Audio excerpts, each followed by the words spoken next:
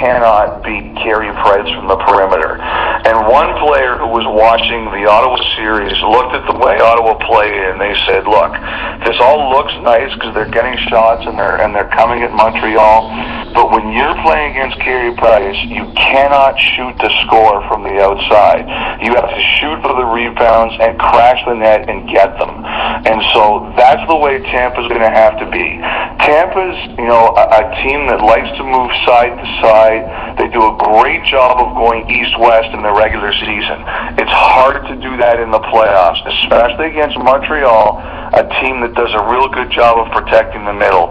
They're going to have to go in more straight lines, and they're going to have to crash the net and get rebounds because you're not going to beat Carey Price any other way. Ellie, sorry, go ahead. Yeah, just a yes or no question, Ellie, because we've definitely got to go. Is Stamkos healthy? Yes. Okay. He just sucked. You know what? I've never seen him look like that before. No.